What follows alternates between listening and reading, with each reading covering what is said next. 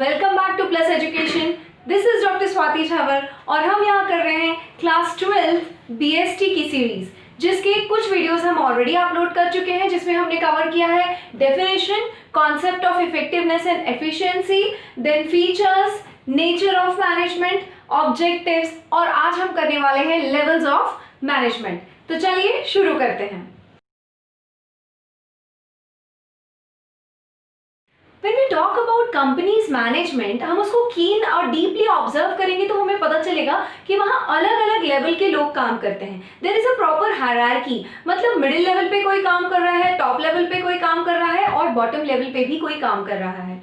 तो अगर हम लेवल्स ऑफ मैनेजमेंट को प्रॉपरली डिफाइन करना चाहते हैं तो हम लिख सकते हैं कि the authority and responsibility relationship. Authority मतलब पावर देना और रिस्पॉन्सिबिलिटी मतलब वर्क असाइन करना। रिलेशनशिप बाइंड्स इंडिविजुअल यहाँ हम हर उस पर्सन की बात कर रहे हैं जो कंपनी में वर्क कर रहा है, superior and subordinate, and gives rise to different levels of management. कहने का मतलब जब ये इंडिविजुअल सुपीरियर और सबऑर्डिनेट के रिलेशनशिप में बंध जाते हैं, बाइंड हो जाते हैं, देन ये जो डिफरेंट लेवल हैं वो शुरू होते हैं।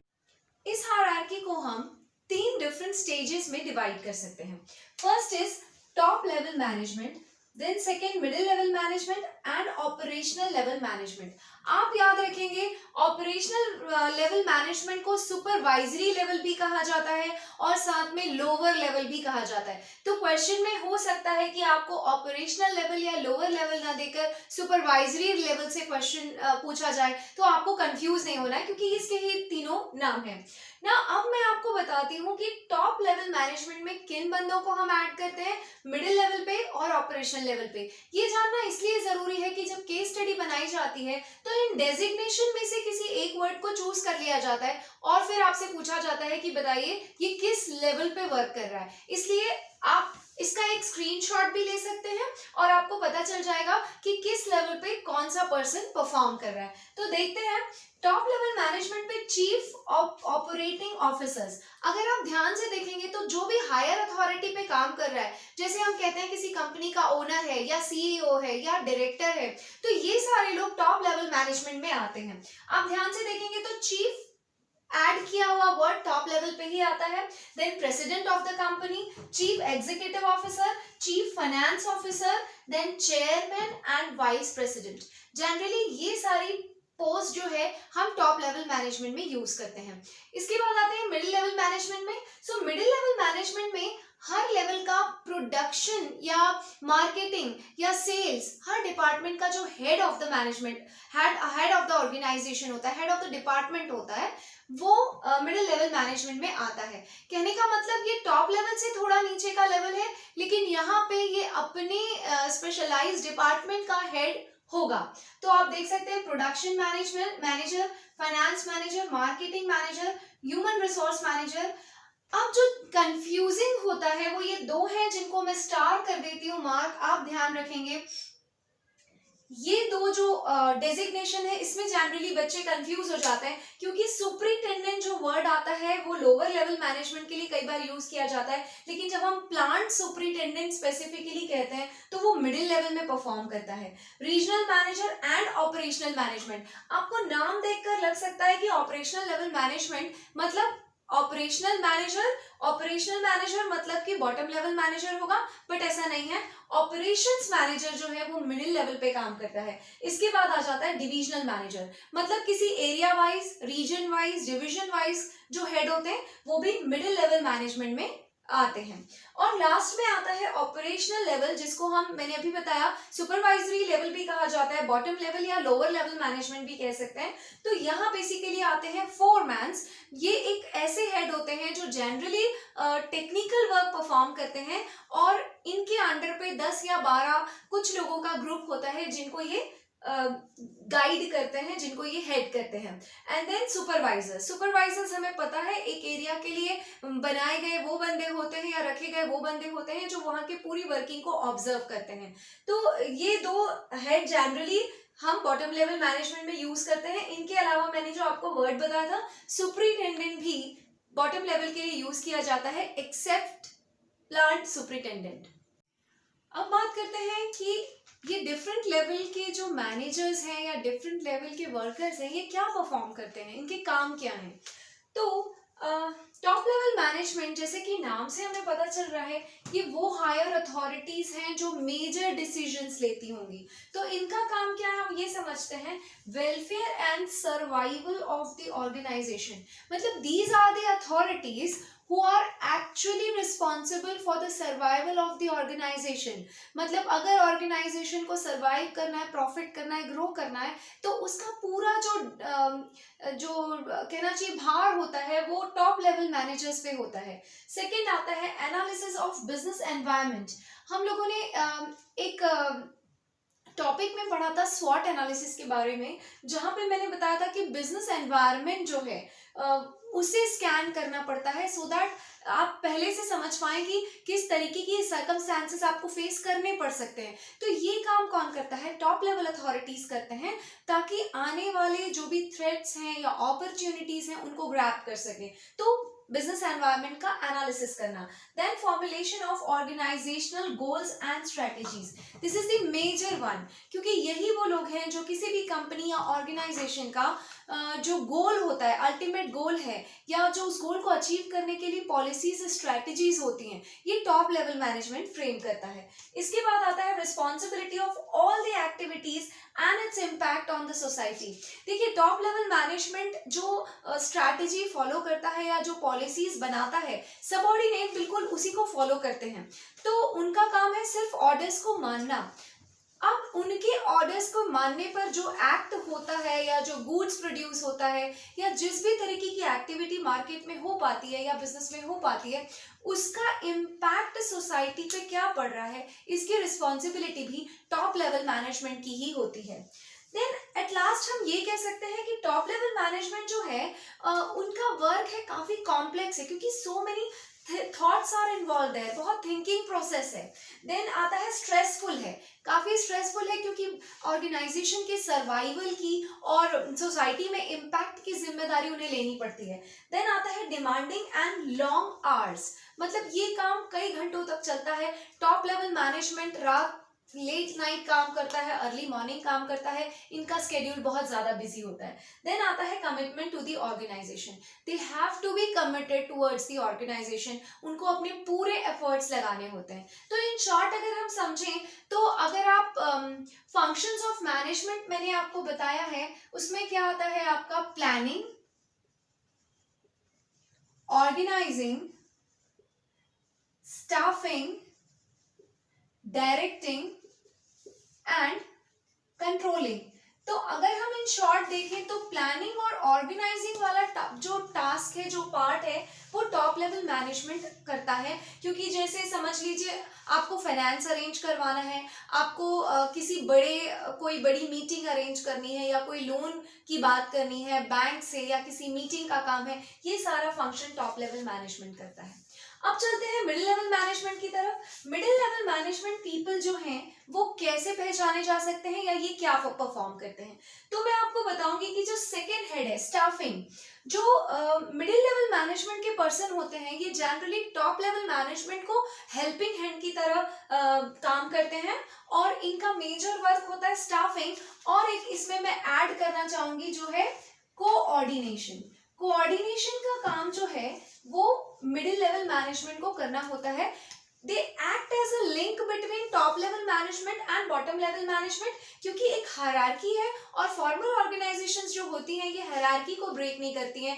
अगर टॉप लेवल मैनेजमेंट की पॉलिसीज है तो बॉटम लेवल तक और वर्कर तक पहुंचाने वाला मिडिल मैन होता है, मिडिल लेवल का जो पर्सन है वो होता है, और जो लोअर लेवल की जो प्रॉब्लम्स हैं उनको भी टॉप लेवल मैनेजमेंट तक पहुंचाने के लिए मिडिल मैन हेल्प करता है। तो अब देखते हैं, पहला तो यही है interpretation of policies. That means whatever policies are formulated by the top level management, ये उनको इम्प्लीमेंट करते हैं या उनको समझते हैं और आगे फॉरवर्ड करते हैं।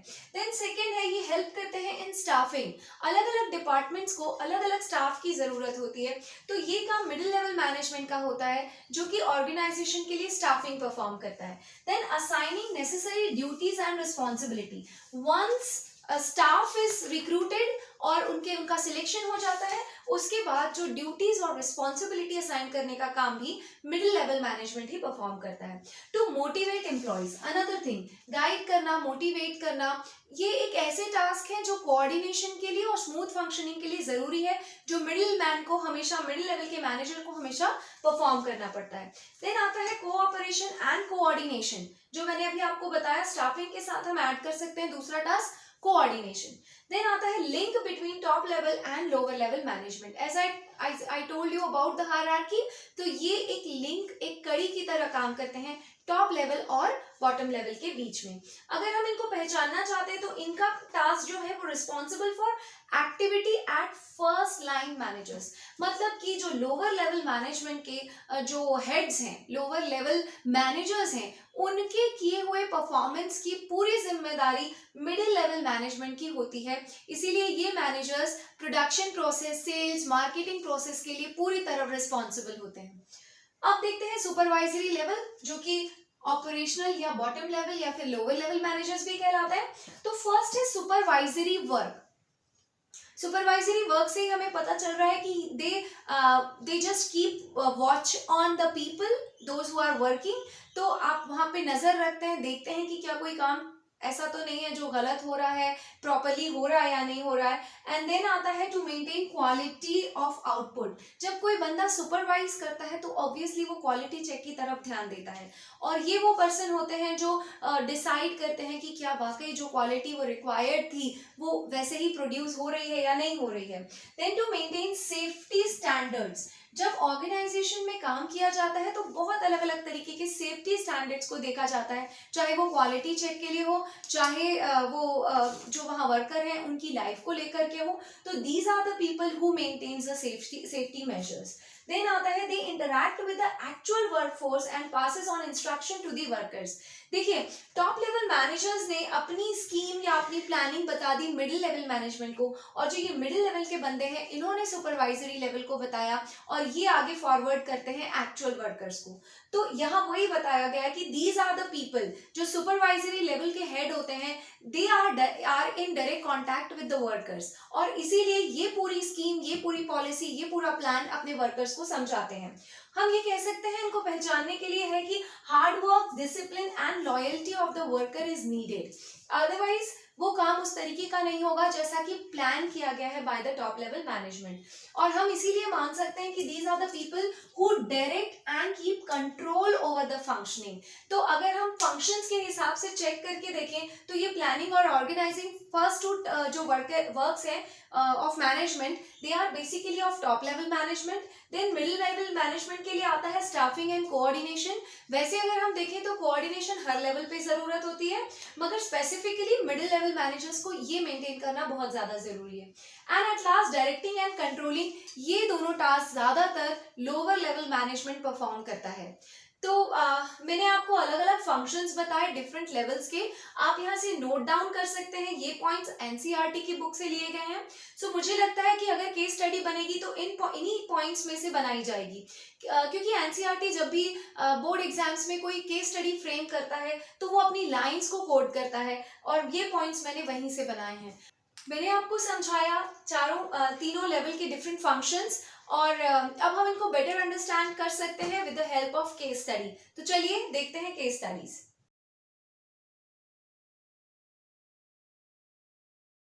Case study 1, Ashutosh Goenka was working in X Limited, a company manufacturing air purifier. ये वो कंपनी है जो एयर प्यूरिफायर मैन्युफैक्चर करती है। He found that the profit had started declining from last 6 months. Profit has an implication for the survival of the firm. He is analyzed the business environment to find out the reasons for this decline.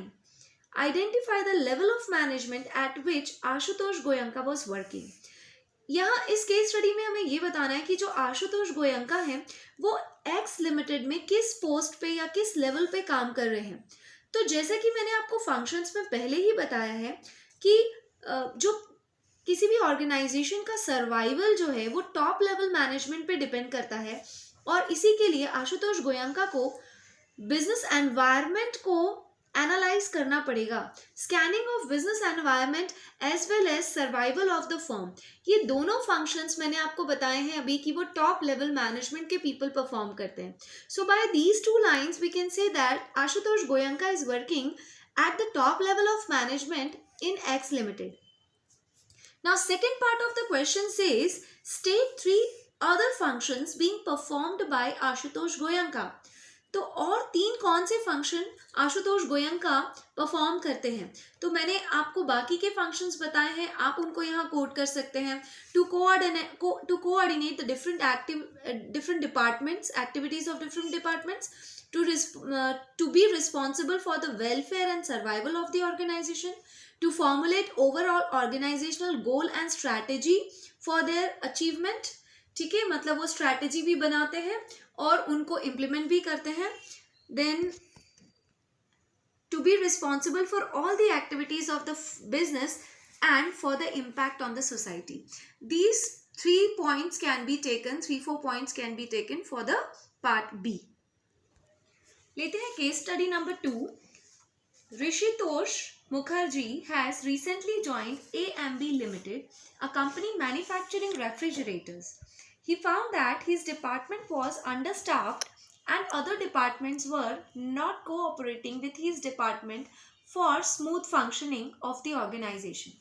Therefore, he ensured that his department has the required number of employees and its cooperation with other departments is improved. Identify the level at which Rishitosh Mukherjee was working. अब हमें यहाँ ये तो पता चल रहा है कि ऋषितोष मुखर्जी जो है वो एक डिपार्टमेंट हेड हैं, क्योंकि ये अपने डिपार्टमेंट की बात कर रहे हैं, smooth functioning of the organization की बात कर रहे हैं, और अंडर स्टाफ, उनके डिपार्टमेंट में अंडरस्टाफिंग प्रॉब्लम है, मतलब उनके डिपार्टमेंट में जितने रिक्वायर्ड पर्सन है उससे कम लोग काम कर रहे हैं। तो हम यहाँ से ये जज कर सकते हैं कि जो ऋषितोष मुखर्जी हैं वो मिडिल लेवल मैनेजमेंट में काम कर रहे हैं। इसका रीज़न मैंने आपको बताया था कि स्टाफिंग फंक्शन जो परफॉर्म करते हैं वो मिडिल लेवल मैनेजमेंट परफॉर्म करता है, और कई सारे नाम मैंने आपको बताए थे जो डिपार्टमेंट हेड्स के होते हैं, और ऋषितोष मुखर्जी भी एक डिपार्टमेंट हेड है। और other functions of middle level management हम लिख सकते हैं to interpret the policy framed by the top management, मतलब जो पॉलिसी टॉप लेवल मैनेजमेंट ने बनाई है उनको ये इंटरप्रेट करते हैं। सेकंड आता है that assigning necessary duties and responsibility to the employees, ठीक है, and to motivate employees to their respective departments, and इसके अलावा कोऑपरेशन एंड कोऑर्डिनेशन भी हम इसमें बता सकते हैं। तो these are few functions which can be written for middle level of management. Case study number 3। 3 groups of employees of Gamma Limited are working at different posts. यहाँ 3 ग्रुप हैं जो Gamma Limited के लिए काम करते हैं। The first group of employees responsible for the welfare and survival of the organization. In order to discharge its responsibility properly, this group continuously keep a watch over a business environment.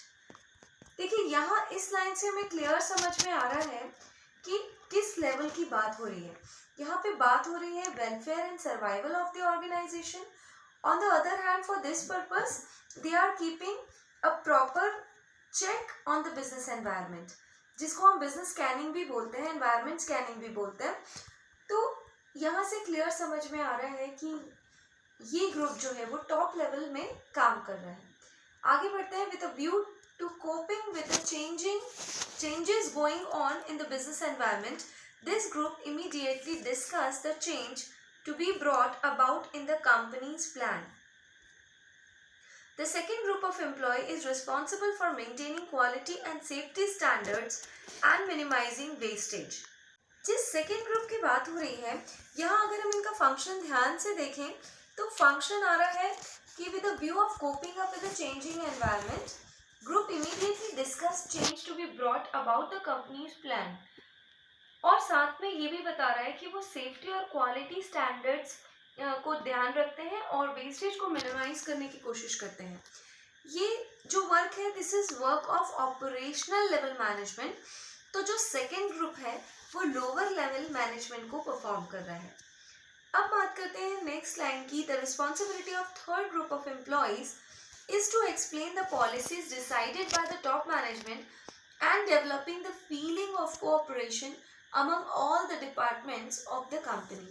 देखिए यहाँ बात हो रही है coordination की और साथ में जो टॉप लेवल मैनेजमेंट ने जो पॉलिसी बनाई है उसको फॉरवर्ड करने की बात हो रही है आगे के लेवल्स में। तो ये काम जो है वो मिडिल लेवल मैनेजमेंट परफॉर्म करता है। कहने का मतलब ये है कि जो पहला ग्रुप है वो टॉप लेवल मैनेजमेंट को शो कर रहा है, second group lower level management को शो कर रहा है और थर्ड ग्रुप जो है वो मिडिल लेवल मैनेजमेंट को शो कर रहा है। इस केस स्टडी का बी पार्ट का आंसर ये था। ए में उसने ये पूछा था कि identify the concept of management described in the paragraph given above. तो here the level of management have been seen described. कहने का मतलब ये है कि यहाँ बात हो रही है लेवल्स ऑफ मैनेजमेंट की, क्योंकि 3 अलग अलग ग्रुप्स हैं जो अलग अलग work perform. Levels of management एक इम्पॉर्टेंट टॉपिक है इस चैप्टर का। I hope with the help of case studies ये पूरा कॉन्सेप्ट आपको समझ में आया होगा। आप इससे अपने नोट्स भी प्रिपेयर कर सकते हैं और जस्ट कुछ 1-2 कॉन्सेप्ट बचे हैं इस चैप्टर के, वो हम जल्दी लेकर आएंगे। So keep watching, bye bye.